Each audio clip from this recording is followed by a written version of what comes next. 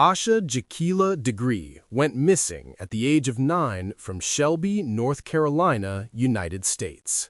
In the early morning of February 14, 2000, for unknown reasons, she packed her book bag, left her family home north of the city, and began walking along nearby North Carolina Highway 18 despite heavy rain and wind.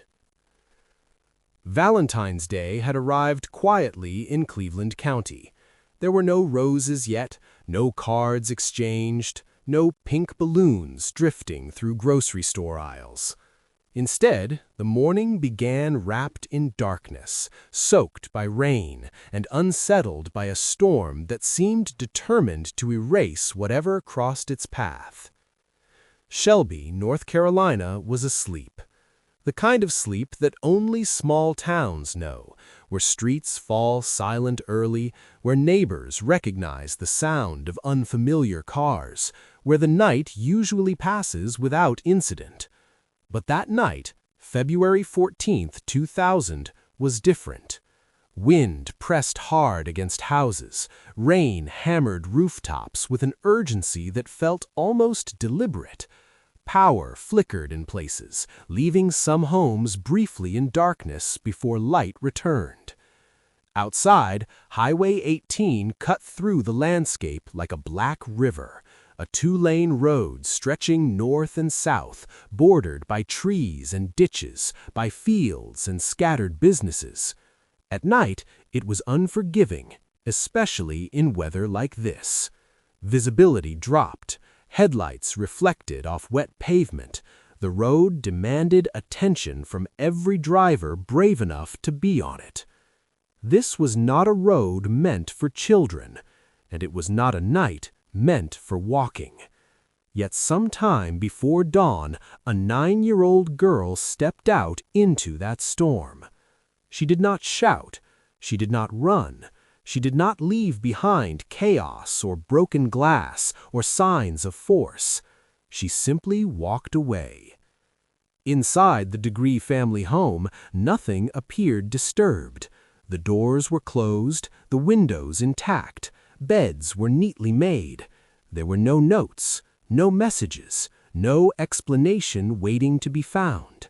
Only absence, quiet, total, and devastating. But at this moment in the story, no one knew that yet, because while Shelby slept, a child was already moving through the rain. Highway 18 was mostly empty in those early hours, but not completely. A few truck drivers were still on the road, pushing through the storm to meet deadlines. Their headlights sliced through the rain, illuminating stretches of asphalt and nothing more. Until, suddenly, there was something else. A figure, small, out of place, walking alone. At first, it did not register. Fatigue does strange things to the mind. Rain distorts shapes, shadows stretch and collapse. But as one driver drew closer, the truth became impossible to ignore. This was a child. A girl walking southbound along the highway, her clothes light against the darkness, a backpack on her shoulders. The rain soaked her hair and pressed her clothing against her body. She did not appear injured. She did not appear to be waving for help. She just kept walking. In the glow of headlights, the moment stretched, brief but unforgettable. The driver slowed, confusion giving way to concern. A child should not be here. Not now. Not like this. He passed her once, then something made him turn around. Perhaps it was instinct, perhaps guilt, perhaps the unshakable feeling that ignoring this moment would mean carrying it forever. He made a U-turn, intending to check on her, to offer help, to make sure she was safe. As his truck approached again, headlights flooding the roadside, the child reacted. Instantly, she turned her head, she saw the vehicle, and she ran. Not toward the road, not toward the driver, but away, off the shoulder, across the ditch, and into the woods. Branches swallowed her, darkness closed around her small body, and in seconds she was gone. The driver stopped. He searched with his lights. He called out, but the rain and the trees absorbed everything. There was no movement, no response, only the storm. When finally he drove away, the highway returned to silence, and the woods kept their secret. What makes this moment so haunting is not just what happened, but what it contradicts. Because this was not a child who wandered. This was not a child known for defiance or impulsive behavior. This was a child who feared the dark, who was afraid of storms, who would normally freeze at the sound of barking dogs or unfamiliar voices. Yet here she was, choosing darkness over help, choosing the woods over the road, choosing uncertainty over safety. That choice would define everything that followed. As the storm continued, rain washed away footprints, wind bent grass back into place, nature erased evidence with ruthless efficiency. Whatever clues might have existed were dissolving minute by minute. By the time morning came, the storm had already done its work. Valentine's Day would begin like any other for Shelby. Alarm clocks would ring, coffee would brew, parents would wake children for school. But in one house, a bed would remain empty, and nothing would ever be the same. The cruelty of this case begins here, not with violence, not with chaos, but with a quiet decision made in the dark, a decision no one witnessed fully, a decision no one has been able to explain. Why did Asha leave her home? Why did she walk that highway? Why did she run when help approached? These questions have haunted investigators, family members, and an entire community for more than 20 years. Because the image is impossible to escape. A small girl, a heavy storm, a long, dark road. And somewhere between her front door and the edge of those woods, Asha vanished, not with a scream, not with a trace, but with a silence so complete that it still echoes. That night did not announce itself as tragedy. It slipped quietly into history, and Shelby would spend the rest of its days trying to understand how a child could walk into a storm and never come back. To understand Asha Degree's disappearance, investigators first had to understand who she was before that stormy night, not as a name in a case file, not as a photograph on a missing poster, but as a child living an ordinary life in a close-knit family, in a community where routines mattered and expectations were clear. Asha Jaquilla Degree was born on August 5, 1990. By the time she was 9 years old, she had already developed a reputation that followed her wherever she went, at home, at school, and in her church. She was known as responsible, polite, structured, the kind of child adults trusted without hesitation. She lived with her parents, Harold and Jaquilla Degree, and her older brother in Shelby, North Carolina. The Degree household was stable and orderly. Education was valued. Discipline was consistent but loving. Faith played a central role in their lives, shaping not only their weekly schedule, but their sense of responsibility to one another. Asha attended Falston Elementary School. Teachers described her as quiet but engaged, a student who followed instructions and took pride in doing things correctly. She was not known to be disruptive or impulsive. She did not act out. She did not challenge authority. If anything, she sought approval from her parents, her teachers, and her coaches. At home, Asha followed routines closely. Bedtimes were consistent. Mornings were predictable. School nights were structured around homework, dinner, and rest. There were no reports of conflict within the household in the days leading up to her disappearance, no arguments, no punishments, no moments that suggested she was unhappy or distressed. Her parents would later emphasize the same point repeatedly. Asha did not run away. She had never run away. She had never even threatened to. This consistency would become one of the most troubling aspects of the case. Children who leave home voluntarily often show warning signs, changes in mood, expressions of fear, talk of escape, or behavioral shifts. Asha showed none of these. By all available accounts, she was content within the structure of her life. Asha also participated in extracurricular activities, including youth basketball. She was small for her age, but determined. She practiced regularly and took games seriously. Losing was difficult for her, but not unusual for a child learning competition for the first time. Coaches and family members remembered her as sensitive but resilient, someone who wanted to improve, who cared deeply about doing her best. At church, she was equally dependable. Sundays followed a familiar rhythm of services and gatherings. The Degree family was well known in their congregation. Asha was comfortable there, surrounded by adults who had watched her grow up and children she had known for years. There was no sense that she felt unsafe or out of place. Friends described her as shy but kind. She was not a child who sought attention. She did not push boundaries. She did not crave independence beyond what was normal for her age.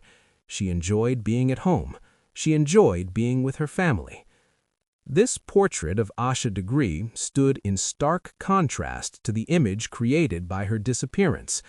A 9-year-old walking alone along a highway in the middle of the night did not align with the child her family and community knew. Investigators would later revisit her background again and again, searching for any overlooked detail, any sign that something had been missed. They examined her schoolwork. They spoke with teachers. They interviewed family members and neighbors. They looked for changes in behavior, sudden fears, secret relationships, or exposure to influences outside her immediate world. Nothing surfaced. There was no evidence that Asha had access to transportation, no indication she had been planning a trip, no known communication with strangers. In 2000, she did not have a cell phone. Internet access in her household was limited and monitored. Her social world was small and closely supervised. Even the items she packed in her backpack raised questions. The contents did not suggest a child planning to leave permanently. There was no money, no identification, no food for a long journey. What she carried would later suggest confusion rather than intention. The more investigators learned about Asha Degree, the more perplexing her disappearance became. Her personality did not fit the narrative of a runaway. Her family environment did not suggest escape. Her age made independent travel unlikely. And yet, she had walked away. This contradiction between who Asha was and what she did became the foundation of every theory that followed. Any explanation for her disappearance had to account for the child she actually was, not the one imagined after the fact. As the investigation moved forward, investigators faced a difficult reality. Understanding Asha meant confronting the possibility that something happened beyond her control, that her actions that night may not have been entirely her own, or that whatever prompted her to leave had not left a visible trace. In missing child cases, time often clarifies the picture. Patterns emerge, motives surface. In Asha Degree's case, time did the opposite. It deepened the mystery. Because the more clearly investigators saw who she was, a loving daughter, a responsible student, a disciplined child, the harder it became to explain why she vanished into the storm. And as the answer for answers intensified, attention would soon turn to the final days before she disappeared, days that seemed, in every way, completely ordinary. In the investigation of a missing child, the days leading up to the disappearance are often examined with relentless focus. Investigators search for disruption, emotional shifts, unusual behavior, or moments that might explain a sudden decision to leave. In Asha Degree's case, those days offered no such clarity. Instead, they unfolded with an almost unsettling normalcy. The weekend before February 14, 2000, followed the familiar rhythm of Asha's life. There were no dramatic events, no heated arguments, no unexplained absences. To her family, it was just another winter weekend. On Saturday, Asha participated in a youth basketball game. She had been playing in a local league, practicing regularly and learning the pressures of competition. That particular game did not go well. Her team lost. For Asha, who took responsibility seriously, the loss weighed on her more than it might have on other children. She missed several shots and was visibly disappointed afterward.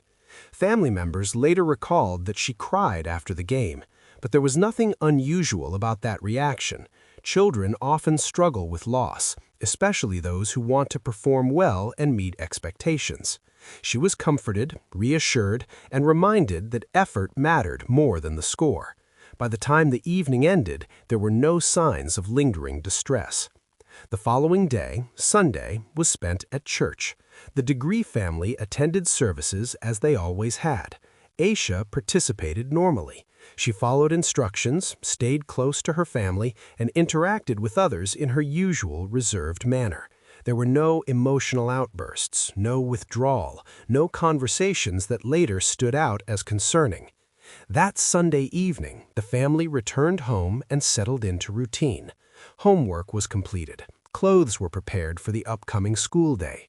The weather worsened as night approached, with rain beginning to fall steadily across the area. A power outage affected the neighborhood, leaving homes without electricity for a time. For children, power outages can feel unsettling.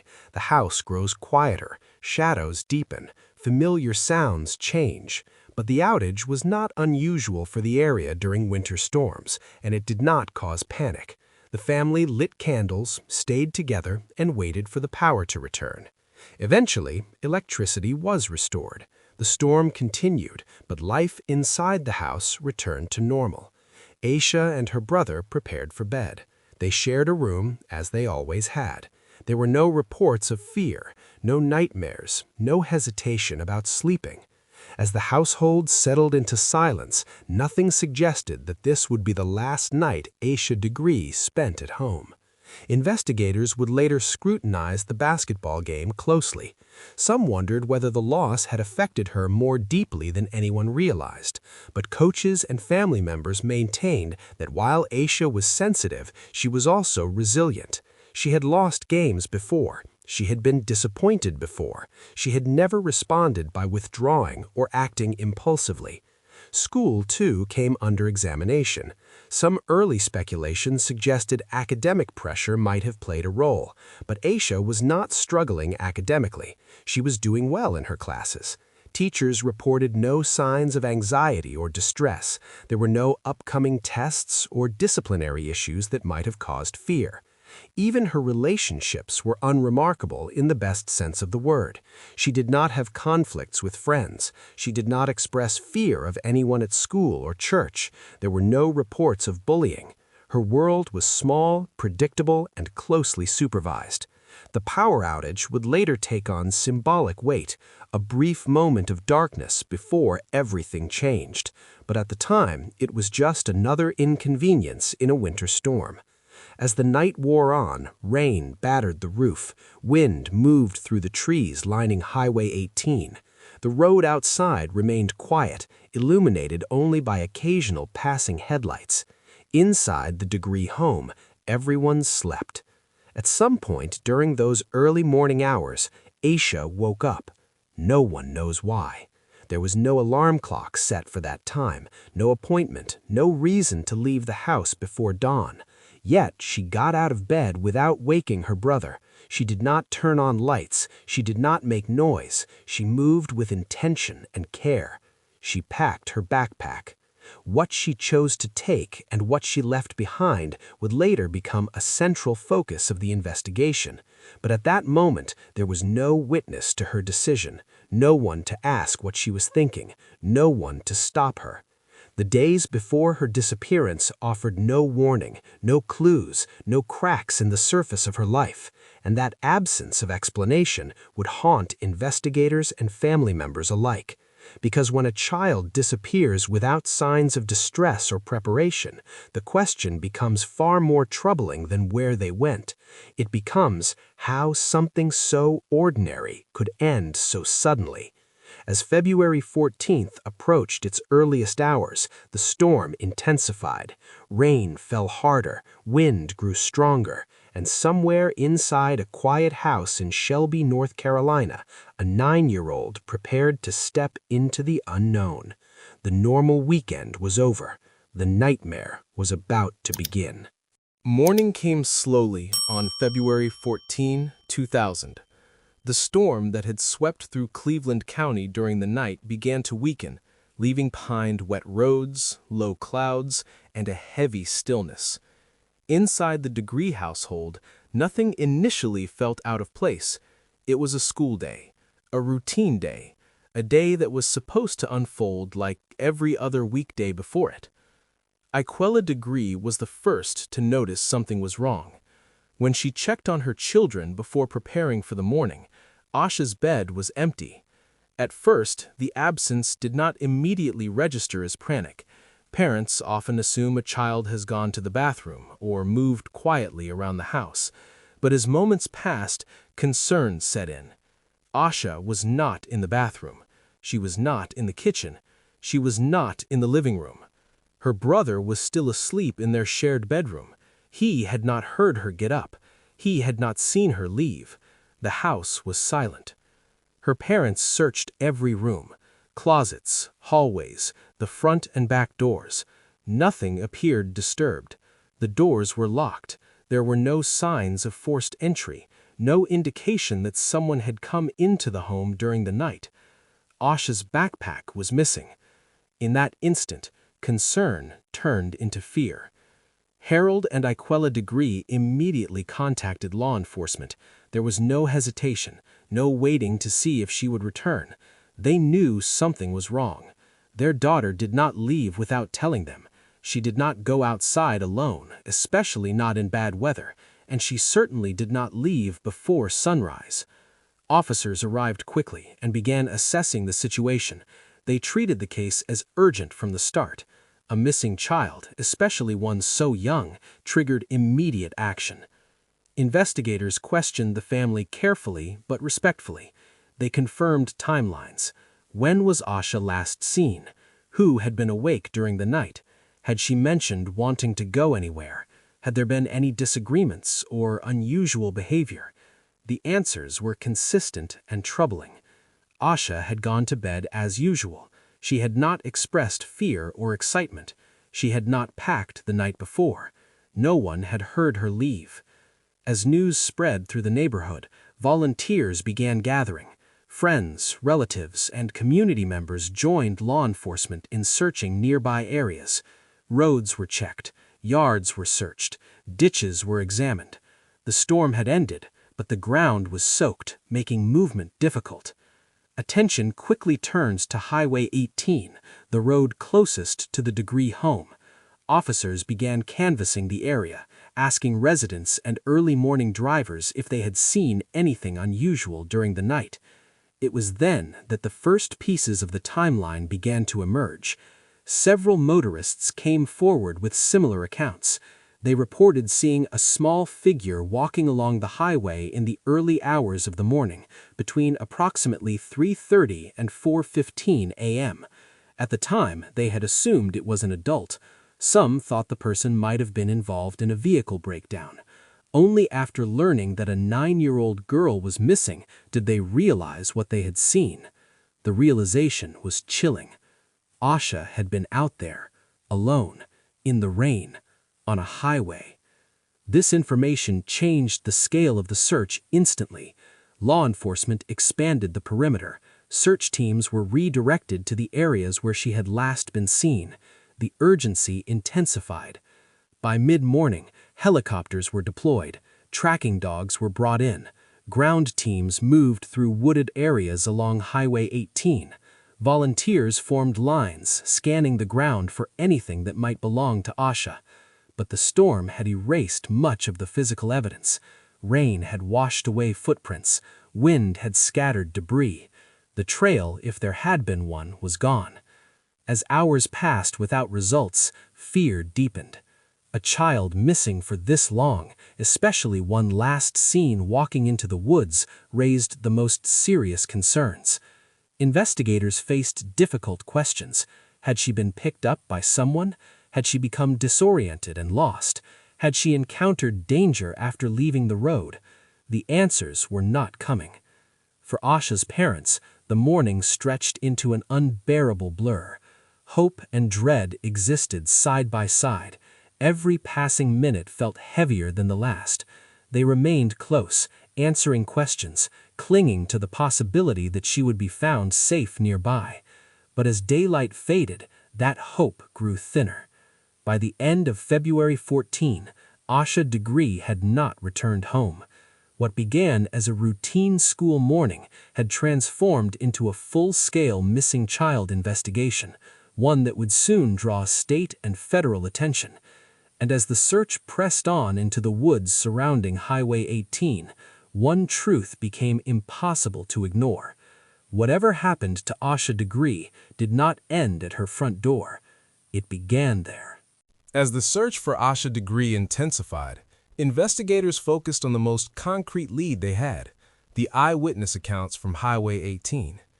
In a case filled with uncertainty, these sightings became the final confirmed moments of Asha's known movements. Highway 18 is not a road designed for pedestrians, especially not at night. It cuts through stretches of forest and rural land where houses sit far apart and streetlights are rare. In the early morning hours of February 14, 2000, the road was slick with rain, visibility was limited, and traffic was light. Between approximately 3:30 and 4:15 a.m., multiple motorists independently reported seeing a small figure walking south along the highway. The consistency of these reports would later lend them credibility. The witnesses did not know one another. They came forward separately, and their descriptions aligned. They described a person wearing light-colored clothing walking with purpose along the roadside. At first glance, the figure appeared too small to be an adult. Some drivers slowed down. Others watched from a distance, unsure of what they were seeing.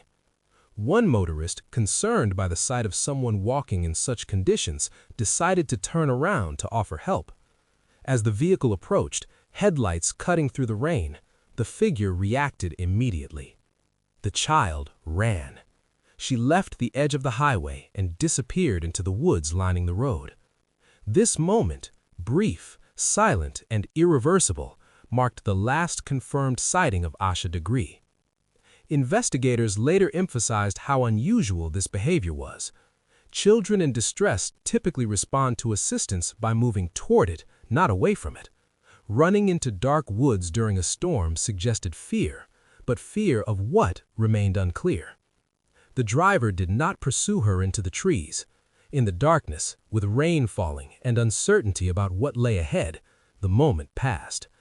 By the time authorities were informed later that morning, the opportunity to follow her trail was gone. Search teams would later examine that section of Highway 18 extensively. They identified the area where the child had been seen leaving the road. It was marked and searched repeatedly. Dogs were brought in to track scent. Helicopters flew overhead. Volunteers scoured the ground. Nothing was found. No clothing, no footprints, no sign of a struggle. The woods absorbed her presence without leaving evidence behind. Investigators considered several possibilities. Asha may have hidden from the vehicle out of fear of strangers, as children are often taught to do. She may have believed she was in danger, or she may have been expecting someone else, someone she trusted, and mistook the approaching car for a threat. But these were theories, not conclusions. The eyewitness accounts also raised questions about time and distance. From the degree home to the area where she was seen is more than a mile. For a 9-year-old walking in heavy rain and wind, it would have taken determination or urgency. Why she chose that direction and where she believed she was going remain unknown. Investigators examined the possibility that she was sleepwalking, but family members reported no history of sleepwalking. She had packed a backpack, an intentional act that suggested awareness. They also considered whether she might have been coerced or lured from her home earlier in the night, but there was no evidence of forced contact before she left, no disturbances inside the house, no signs of anyone else being present. The image of Asha running into the woods became central to the case. It suggested autonomy in that moment, a choice made under pressure. Whether that choice was driven by fear, instruction, or misunderstanding has never been determined. As days passed, the witnesses replayed their memories repeatedly. Some expressed guilt, others questioned whether they could have done more. But at the time, none of them knew a child was missing. None of them understood the significance of what they were seeing.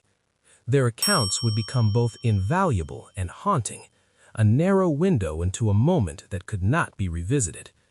For investigators, Highway 18 was now more than a road. It was the boundary between what could be proven and what could only be imagined.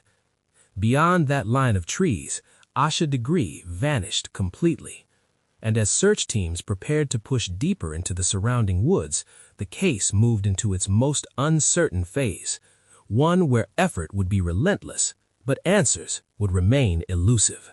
The search for Asha Degree shifted decisively toward the wooded areas along Highway 18, where she had last been seen. What began as a localized effort quickly expanded into one of the largest search operations Cleveland County had ever undertaken. The urgency was unmistakable. A child had entered the woods during a storm, and every passing hour reduced the chances of finding her alive. Law enforcement coordinated with local volunteers, firefighters, and rescue teams. Search dogs were deployed to track any remaining scent. Helicopters surveyed the area from above, scanning for movement, clothing, or disturbances in the landscape. Ground teams moved in lines through dense undergrowth, carefully examining the forest floor. The terrain was unforgiving. Thick trees limited visibility. Fallen branches and uneven ground slowed progress. The rain from the previous night had saturated the soil, making it difficult to identify footprints or broken vegetation. Any trace Asha might have left was likely erased before the search even began. Despite these challenges, the effort was exhaustive. Searchers focused first on the precise location where witnesses reported seeing Asha leave the road. That area was marked and revisited multiple times.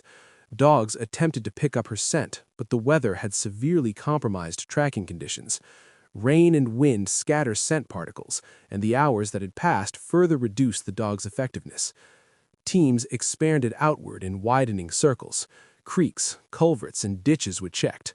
Abandoned structures were inspected. Fields bordering the woods were searched. Nothing belonging to Asha was found. As the days passed, frustration set in. Each search yielded the same result.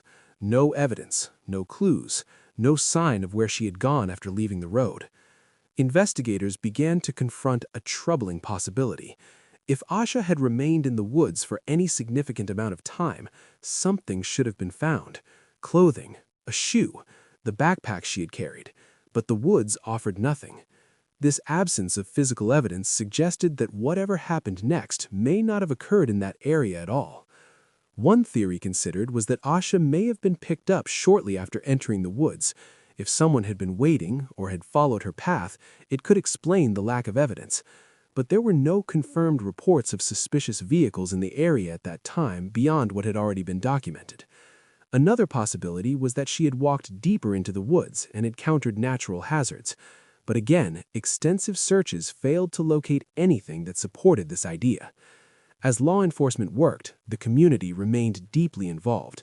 Volunteers continued to arrive, driven by concern and disbelief. Flyers were distributed, tips poured in. Local media covered every development. Yet, the case remained stalled. By the end of the initial search phase, investigators were forced to acknowledge a painful reality. the woods had not provided answers. The place where Asha was last seen had become a dead end. This realization marked a turning point in the investigation. The focus shifted away from the assumption that she was lost nearby and toward the possibility of outside involvement. For Asha's family, the search of the woods was both hopeful and devastating. Each passing day raised expectations that she would be found, and then crushed them. They waited for news that never came. The image of the woods themselves took on a symbolic weight. They represented the moment Asha vanished from view, the boundary between the known and the unknown. Investigators would return to those woods many times over the years, responding to tips and new information. Each time, the result was the same: silence. By the end of February 2000, the search entered a new phase. The immediate urgency gave way to long-term investigation. Evidence was re-examined, timelines were refined, theories were debated, but one fact remained unchanged. No trace of Asha Degree had been found in the woods, and with that, the case moved from a desperate rescue effort to something far more difficult: a search for answers without a trail to follow. As the active search for Asha Degree began to slow, the reality of her absence settled heavily over her family. The days that followed were defined not by discovery, but by waiting. Waiting for phone calls, waiting for updates, waiting for a sign that never came. For Harold and Jaquilla Degree, life fractured into a before and an after. Their home, once defined by routine and structure, became a place of constant tension. Every sound carries possibility. Every knock at the door held hope and fear in equal measure. Sleep came in fragments. Meals went untouched. Time stretched painfully, measured not in hours, but in unanswered questions. They cooperated fully with investigators, answering the same questions repeatedly, understanding that repetition was part of the process. Where had Asha been emotionally? Had she seemed afraid? Had she mentioned anything unusual? Each answer was the same. Nothing had been wrong. Nothing had stood out. That consistency, while honest, offered little comfort. Friends, relatives, and members of the church community surrounded the family with support. Prayer vigils were held. Searches continued in surrounding areas long after the official efforts had scaled back. The community refused to believe that a child could simply disappear without explanation. Yet as weeks passed, hope shifted from rescue to resolution, from finding Asha alive to simply finding her. For the Degrees, that shift was unbearable. They rejected any suggestion that Asha had run away. They spoke openly and firmly about who their daughter was. She loved her family. She followed rules. She was afraid of the dark. She would not leave on her own without a reason. This belief was not denial. It was grounded in years of knowing their child. Investigators acknowledged this. There was no evidence supporting the idea that Asha intended to leave home permanently. No history of defiance, no planning, no preparation for survival. The family also faced another challenge: public speculation. As media attention grew, so did theories. Some were rooted in misunderstanding, others crossed into harmful territory. The Degrees endured scrutiny that no grieving parent should have to face. Still, they remained visible. They attended interviews. They distributed flyers. They spoke at community events. They did so not because it was easy, but because they believed visibility mattered, that someone, somewhere, might recognize a detail and come forward. Inside the home, Asha's presence remained everywhere. Her belongings were left untouched. Her bed was kept as it was. The space she had occupied did not close around her absence. It echoed. Her brother struggled in silence, grappling with the knowledge that he had slept just feet away while she left. Though no one blamed him, the weight of that proximity lingered. For the family, unanswered questions multiplied. Why would Asha leave without telling anyone? Why would she run from help? Why had nothing been found in the woods? The absence of answers was not neutral. It was active. It pressed in daily, reshaping how the family experienced time, memory, and hope. Investigators continued working quietly in the background, following leads and re-examining evidence. But for the degrees, the investigation was not something that happened elsewhere. It lived with them. It followed them into every day. Anniversaries became especially difficult. Valentine's Day no longer represented affection or celebration. It marked a loss. Each year, without answers, reinforced the same reality. Asha was still missing. Despite this, the family refused to let her name fade. They participated in awareness efforts and annual walks along the route Asha had taken. A billboard was later erected near the point where she was last seen, appealing for information. It was not the closure they sought. It was true. As time passed, the case grew colder in public perception, but never in the family's lives. Every development, no matter how small, reignited hope. Every false lead reopened wounds. The disappearance of Asha Degree did not end on February 14, 2000. It became a permanent presence, a question without an answer, carried forward by those who loved her. And as investigators began to explore early theories more deeply, the focus would turn to one uncomfortable possibility: that Asha had not left because she wanted to. With no physical evidence and no clear direction, investigators were forced to consider every possible explanation for Asha Degree's disappearance. In cases like this, theory becomes both a tool and a risk, a way to explore possibilities, but also a source of confusion when speculation outpaces facts. One of the earliest theories examined was that Asha had left voluntarily due to emotional stress. Some investigators and observers questioned whether pressure from school or extracurricular activities could have played a role. The basketball game loss from the previous weekend was revisited repeatedly. Asha had taken the loss hard. She had cried. To some, this moment seemed like a potential trigger. But this theory quickly encountered resistance. Teachers, coaches, and family members consistently described Asha as a good student who was performing well academically. She was not failing classes. She was not facing discipline. There were no reports of her expressing fear of school or punishment. While she was sensitive and wanted to do well, there was no indication that academic pressure had reached a breaking point. The idea that a single basketball loss could drive a 9-year-old to leave home in the middle of a storm did not align with what was known about her personality. Another theory considered was sleepwalking. Some missing child cases have involved children who wandered away while asleep, later becoming disoriented. But again, the evidence did not support this.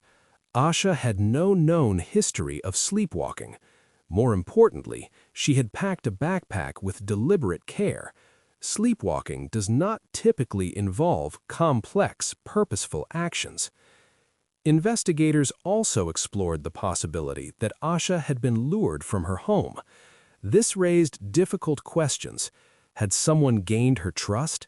Had she been communicating with someone secretly? Had she been instructed to leave at a specific time? There was no evidence of secret communication, no notes, no phone calls, no internet messages. In 2000, children's access to digital communication was limited, and Asha's world was closely supervised. Still, the possibility of grooming could not be ruled out entirely. Another line of inquiry focused on fear. Why did Asha run from the approaching vehicle on Highway 18? Children are often taught not to talk to strangers, especially from cars. Running into the woods could have been an instinctive response, a child acting on safety lessons, even in a dangerous environment. But this explanation only addressed that moment, not why she was on the road to begin with. Investigators also considered whether Asha might have believed she was supposed to meet someone. If she was expecting a familiar person or vehicle, an unfamiliar car approaching could have triggered fear rather than relief. This theory raised unsettling implications but remained unproven. Despite extensive questioning, No one came forward claiming to have arranged a meeting with her. No credible witness placed another known individual with Asha that night. Another possibility was that she had been disoriented by the storm and the darkness. But Asha was familiar with her neighborhood. She knew the roads, and walking more than a mile from home suggested intent, not confusion.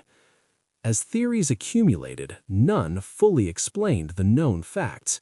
Each answered one question, but raised another. The absence of physical evidence was the most significant obstacle. Without clothing, personal items, or biological traces, investigators were left relying on timelines and witness statements. These could establish where Asha had been, but not what had happened next. Public opinion began to divide. Some believed Asha had left on her own and encountered danger later. Others believed she had been targeted and that her departure was part of a larger plan. Without evidence, neither view could be confirmed. Law enforcement maintained a careful stance. They did not label Asha a runaway. They did not declare foul play without proof. The case remained open, active, and unresolved. As months turned into a year, the early theories did not fade, they hardened. Each new tip was filtered through existing assumptions. Each re-examination of the evidence returned to the same unanswered question. What caused a responsible, obedient child to leave her home that night? The investigation needed something concrete, a breakthrough, a piece of evidence that could shift the case from speculation to direction. That breakthrough would come, not from the woods and not from the road, but from the ground itself. More than a year passed after Asha Degree vanished, and the case settled into a painful stillness. Tips continued to arrive, but none produced the kind of evidence investigators needed to move forward. Then, unexpectedly, the case shifted. Law enforcement received information from an inmate who claimed to have knowledge about Asha's disappearance. Prison letters are not uncommon in long-running missing person cases. Some are attempts for attention, others are misdirection. A few, however, force investigators to look again. This letter could not be ignored. The inmate asserted that Asha had been killed and claimed to know where her remains could be found. As with all such communications, investigators approached the claim cautiously. They evaluated the credibility of the source, cross-checked details, and compared the information against what was already known. Enough of the claim aligned with the case to warrant action.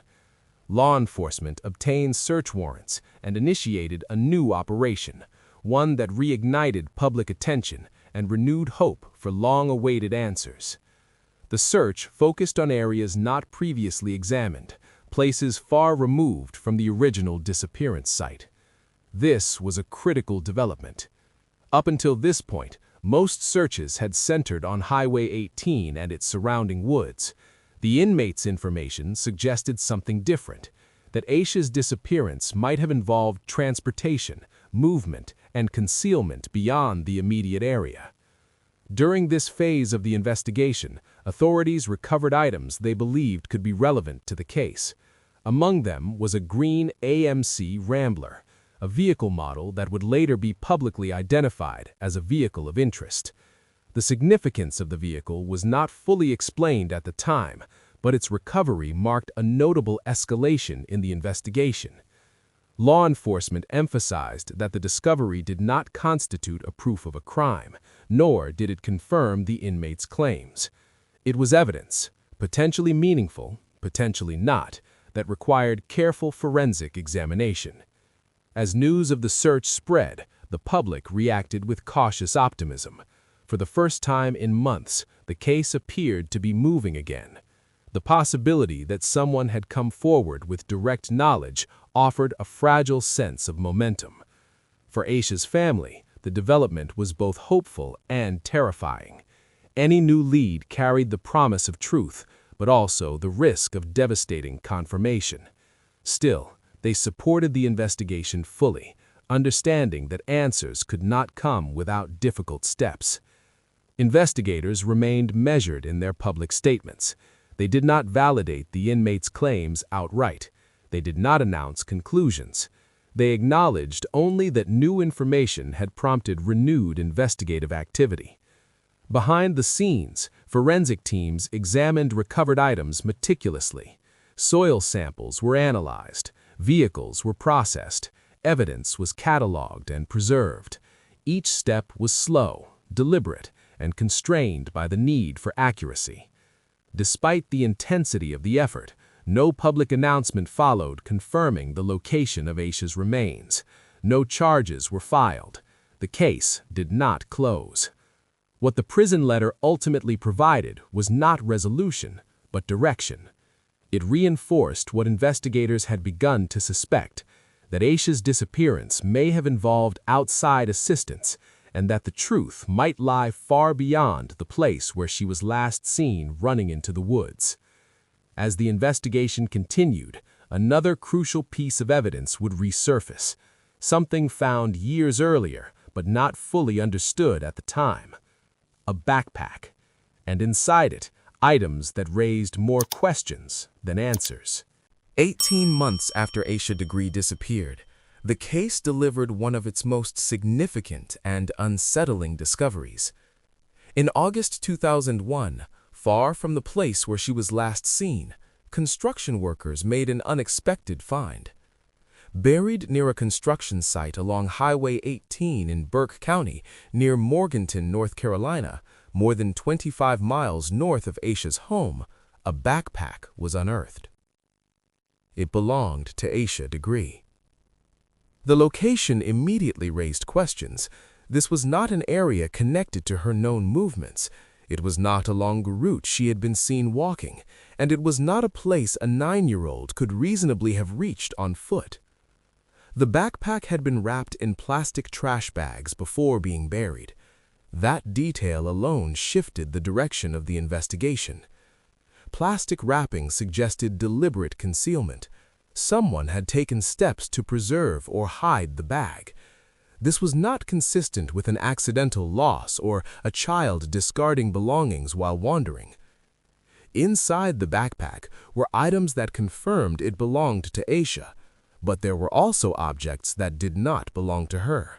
Her family could not explain, and investigators could not immediately trace. Among the contents were clothes that were not recognized as hers. There were also personal items that did not make sense in the context of a child running away. The selection did not indicate preparation for long-term travel. Instead, it suggested that items had been added or repacked after she left home. Investigators were careful in how they described the contents publicly.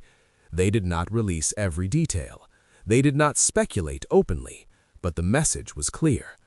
The backpack did not support the theory of a voluntary disappearance. Its condition and placement suggested outside involvement. Someone had possession of it after Asha left her home. Someone had transported it. Someone had chosen where and how to hide it. Forensic teams examined the backpack thoroughly.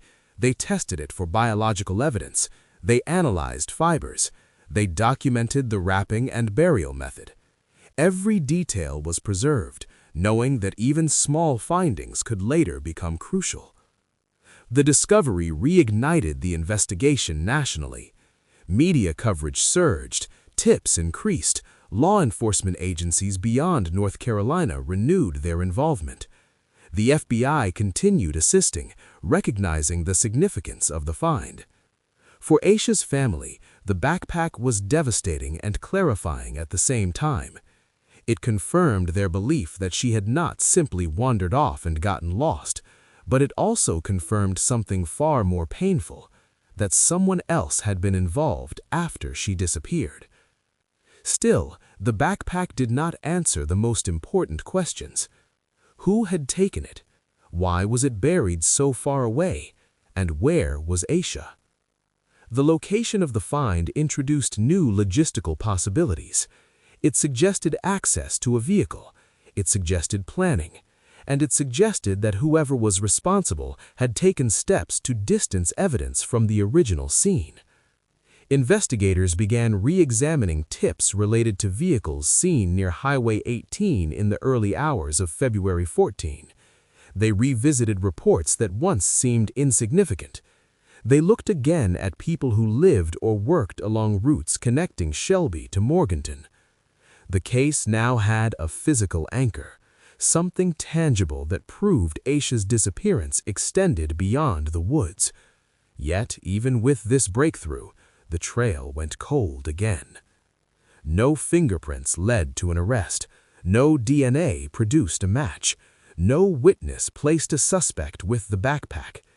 The object that should have brought answers delivered only deeper mystery. The backpack became one of the most important pieces of evidence in the case, not because of what it revealed, but because of what it implied. That Asha's disappearance was not random, that it involved intent, and that someone, somewhere, had taken steps to ensure she was not found. Years would pass before investigators publicly asked for help identifying two specific items connected to that backpack, items they believed could finally unlock the case, and when they did, the questions would return with new urgency. For years after the discovery of Asha Degree's backpack, the investigation moved quietly, almost invisibly, behind the scenes. Evidence was preserved, tips were logged, leads were revisited. But to the public, the case seemed frozen in time, a haunting mystery with no new information to hold on to. Then, in October 2018, investigators made a rare and deliberate decision.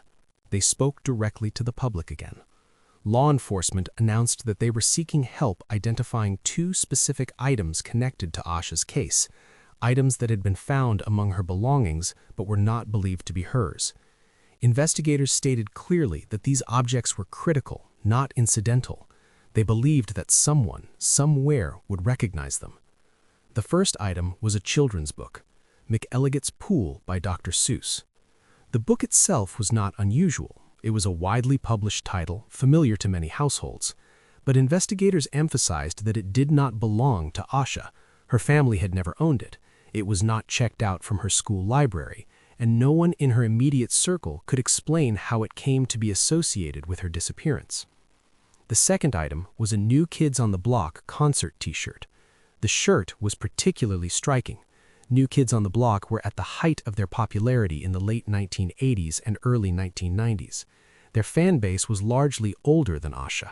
At 9 years old, she was not known to listen to the group. She had never attended one of their concerts, and yet the shirt was connected to her backpack.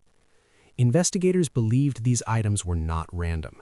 They suggested the possibility that the objects could link Asha to another person, someone older, someone outside her immediate family, someone who might have had access to these belongings. The items may have come from a shared space, a vehicle, or a location Asha had visited after leaving home. By releasing these details publicly, law enforcement was taking a calculated risk. They had held this information back for years, preserving it as investigative leverage. Now, they believed time had changed the equation. Memories fade, but they also resurface. A book once read to a child, a concert shirt worn and forgotten. These were items that might trigger recognition, a moment of clarity for someone who had dismissed a detail long ago. The response was immediate. Tips flooded in from across the country. People searched through old boxes. Families discussed childhood belongings. Some came forward with information that required careful vetting. Investigators followed up on every credible lead. But as with so many developments in Asha Degree's case, the appeal brought attention without resolution. No definitive connection was established between the items and a suspect. No one stepped forward with information strong enough to break the case open. Still, the 2018 appeal confirmed something important. The investigation was active. Law enforcement had not abandoned the case. They were still reviewing evidence, still asking questions, still believing that the truth could emerge, even decades later. The appeal also underscored how complex the case had become. Evidence discovered years earlier could still hold answers, if placed in the right context, with the right memory, at the right moment. For Asha's family, the public appeal reopened wounds, but it also reaffirmed their belief that someone knew more than they were saying, that the story of what happened to their daughter was not lost, just hidden. As time marched on, investigators continued to examine persons of interest, vehicles, and tips that never quite reached the threshold of proof. And with each passing year, the case grew heavier with history, not because it was forgotten, but because it refused to be solved. As the years passed, the investigation into Asha Degree's disappearance expanded and contracted in cycles, driven by tips, partial leads, and fragments of information that never fully aligned. Investigators examined numerous individuals over time, but the case resisted resolution. No suspect was ever charged, no theory was ever confirmed. What remained were persons of interest, people whose names surfaced briefly before fading back into uncertainty. Law enforcement has consistently emphasized that no one has been publicly identified as a suspect in Asha's disappearance. Still, investigators acknowledged that they examined multiple individuals over the years, following up on tips that suggested possible involvement or proximity to key locations. These leads came from many sources. Some were from the public, others emerged during unrelated investigations. A few were tied to people who lived or worked along Highway 18 or along routes connecting Shelby to the area where Asha's backpack was found. Each lead required careful handling. Investigators conducted interviews, they reviewed alibis, they examined timelines. In some cases, they searched properties or vehicles, but without physical evidence linking a person directly to Asha after she left her home, these efforts reached their limits. One element that remained of particular interest was the green 1964 AMC Rambler. The vehicle had surfaced during earlier investigative activity, and over time it became publicly identified as a vehicle of interest. Authorities did not disclose exactly how it was connected to the case, only that it was relevant to their investigation. They asked for public assistance in identifying the vehicle's owner or anyone who might have seen it around the time of Asha's disappearance. The request suggested that investigators believed the car could have been used to transport Asha or her belongings. Despite renewed attention, the vehicle did not lead to an arrest. Like so many aspects of the case, it represented a potential path that ended without confirmation. Tips continued to arrive steadily.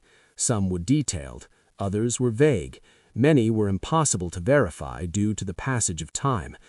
Investigators remained cautious, aware that false confessions and unreliable information are common in high-profile cases. They prioritized leads that could be corroborated, those involving physical locations, vehicles, or identifiable objects. But even these rarely produced the evidence needed to move forward. Time, in this case, became both an enemy and a witness. As years passed, memories faded, witnesses moved away, records were lost or destroyed. At the same time, time preserved evidence in unexpected ways. Items once overlooked gained new significance. Advances in forensic science offered possibilities that did not exist in 2000. Throughout this period, law enforcement resisted pressure to close the case prematurely. They maintained Asha's status as missing. They acknowledged the likelihood of foul play without declaring it as a fact. This balance between acknowledging suspicion and demanding proof defined the investigation. Public interest ebbed and flowed. New generations learned Asha's name through documentaries, articles, and online discussions. Each wave of attention brought new tips, but also renewed speculation. Investigators worked to separate meaningful information from noise. What made the case particularly difficult was the lack of a crime scene. There was no confirmed location where harm occurred. Without that, establishing jurisdiction, timelines, and responsibility became significantly more complex. The case existed in fragments: a child leaving home, a highway sighting, a backpack buried miles away, unidentified belongings, a vehicle of interest. Each piece suggested human involvement, none proved it conclusively. And so, the investigation continued, methodical, restrained, unresolved. As the calendar moved closer to the mid-2020s, law enforcement began publicly acknowledging something they had always known privately. The case was not over. In fact, it was still very much alive. For more than 20 years, the disappearance of Asha Degree existed in a painful in-between space. She was missing but not found, gone but not confirmed dead, a child suspended between hope and grief. That space shaped everything. It shaped how investigators spoke, how the media reported, how her family lived each day. Every birthday passed with a question mark. Every anniversary reopened the same wound. As long as Asha was officially missing, there was still room, however fragile, for miracles. But time has a way of narrowing possibilities, and eventually, law enforcement began to say what had long been whispered quietly behind closed doors. This was no longer being treated as a missing child case. It was being investigated as a homicide. The shift did not happen suddenly. There was no single press conference that rewrote history in one moment. Instead, it unfolded slowly, through carefully worded statements, sealed search warrants, and actions that spoke louder than speculation ever could. Investigators began pursuing locations not as possible hiding places, but as potential crime scenes. They searched not for a lost child, but for evidence of a life taken. That distinction matters, because it acknowledges a reality no family ever wants to face, that whatever happened to Asha Degree did not end in survival. Search warrants obtained years later revealed the direction investigators were now moving. Language once cautious became more direct. Authorities stated they believed Asha was a homicide victim and that her body had been concealed. Those words carry weight. They are not theories spoken casually. They are conclusions shaped by evidence the public may never fully see. Patterns, contradictions, physical findings, and timelines that no longer support innocence or accident. One of the most striking developments came with renewed searches connected to specific properties and vehicles. Among the items seized was a green 1964 AMC Rambler. It was not taken at random. Investigators believed the vehicle held relevance to Asha's disappearance, possibly connected to sightings, evidence, or information uncovered through tips. Alongside it, multiple items of interest were collected for analysis. The details of those items remain largely undisclosed, protected by the boundaries of an active investigation. No human remains were recovered. That absence is both devastating and defining. Without remains, there is no grave, no final proof, no physical closure, only belief supported by evidence strong enough for law enforcement to change the case's classification, but not yet strong enough to bring charges.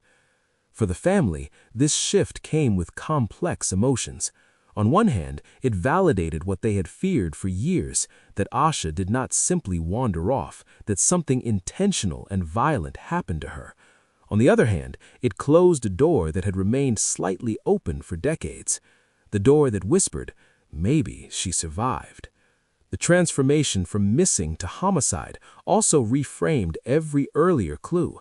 The eyewitness sightings on Highway 18 were no longer moments of confusion. They were potentially the last moments of freedom Asha ever had. The shed with candy wrappers and a photograph was no longer just strange. It became a possible point of contact or control. The backpack buried miles away was no longer mysterious. It was deliberate. Someone made choices.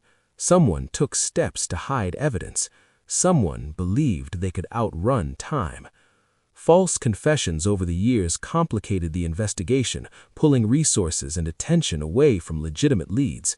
But as forensic science improved and investigative methods evolved, older information was re-examined with sharper tools.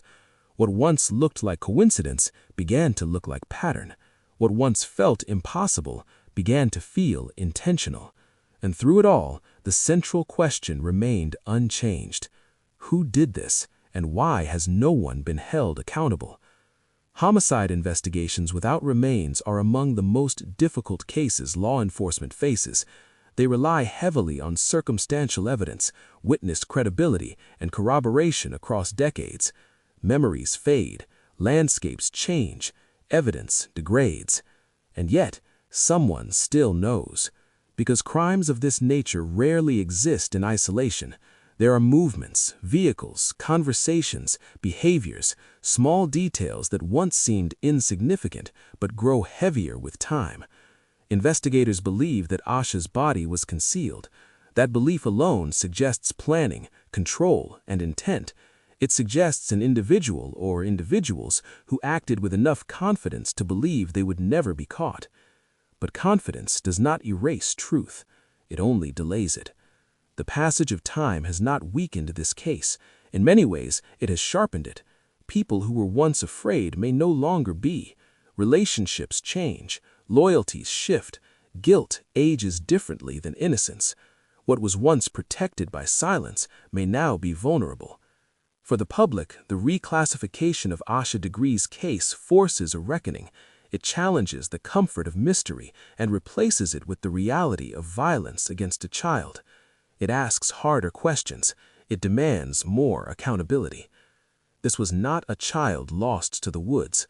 This was a child taken from her life. And yet, despite this acknowledgement, the story remains unfinished. No courtroom has heard her name spoken in accusation. No sentence has been handed down. No final chapter has been written. Asha Degree remains without justice, but she is no longer without truth. The investigation continues, not because of nostalgia or pressure, but because evidence demands it, because facts insist on being followed, because silence is not the same as innocence. And somewhere, someone lives with knowledge that could end this story, knowledge that could finally move Asha from a question mark to a name followed by justice. Until that moment arrives, her case stands as a reminder that time does not erase responsibility, and that even after decades, the truth still matters, because a child who walked into the storm deserves to be brought back into the light. Highway 18 still exists. It stretches through Cleveland County the same way it always has. 2 lanes cutting through fields, trees, and quiet stretches of land where nothing seems to happen. Cars still pass at all hours. Headlights still glide across wet pavement after rain. To most drivers, it is just another road. But for those who know this story, Highway 18 is not ordinary. It is a place where time stalled. More than 2 decades have passed since the morning Asha Degree vanished, yet the questions remain exactly where they were left, unanswered, unresolved, and heavy. Children born after the year 2000 have grown up, graduated, started families of their own. Buildings have been replaced, businesses have come and gone. Technology has advanced in ways that once felt unimaginable. But the mystery of what happened to a 9-year-old girl in the early hours of Valentine's Day has not aged at all. It remains frozen. In the absence of answers, memory has become the only movement forward. Along the highway, a billboard stands, a quiet plea facing passing cars. It does not accuse, it does not explain, it simply asks for help. It bears the face of a child who should have grown older, whose life was paused before it had a chance to unfold. Each year, Asha's family walks the route she is believed to have taken. Step by step, mile by mile, through rain or shine, they retrace the path no child should ever have walked alone. It is not a reenactment. It is not a gesture of closure. It is an act of refusal. A refusal to let her name fade. A refusal to let silence win. A refusal to accept forgetting as an ending. Asha Degree is not just a case file. She is not just a photograph. She is not just a headline that once flickered across television screens before being replaced by the next tragedy. She was a daughter, a sister, a child who loved her family deeply and followed rules carefully. A child who trusted the world enough to believe that stepping into it might make sense. That trust was never returned. For years, theories have circled this case. Some grounded in evidence, others born from desperation. Investigators have followed leads that promised clarity and delivered only more shadows. Tips have come in waves, each one briefly reigniting hope before dissolving into nothing. False confessions have offered cruel distractions. Rumors have blurred truth. Time has tested memory. Yet through it all, one thing has remained consistent. Someone knows something. Whether it is a single moment witnessed and never reported, or a truth carried quietly for decades, the disappearance of Asha Degree did not happen in isolation. Children do not vanish into storms without intersecting with someone else's reality. There was a driver who saw her. There were items found far from home. There was a backpack buried deliberately, wrapped and hidden. These are not accidents. They are pieces of a story still incomplete. In recent years, law enforcement has spoken with renewed certainty. Search warrants, seized vehicles, public statements acknowledging what many feared but could not prove. The belief that Asha was not simply lost, that her life was taken and her body concealed. No remains have been recovered. No arrests have been made. No courtroom has offered resolution. But the shift matters, because it acknowledges what the family has lived with all along, that this is not a mystery waiting patiently to be solved. It is a wound still open. Asha's mother has spoken often about loss, about living in a space where hope and grief coexist, about waking up every day knowing that somewhere answers exist but remain just out of reach. Her voice carries a strength shaped by years of waiting, a strength no one ever chooses. She has never stopped being a mother to a missing child. And perhaps that's the most enduring truth of this case. Time does not heal everything. Some stories do not move forward. They circle. They return. They ask the same questions again and again, not because they lack imagination, but because the truth has not yet been told. Highway 18 continues to collect miles. The woods continue to grow. Rain still falls. And somewhere within that landscape, the absence of a child remains as present as ever.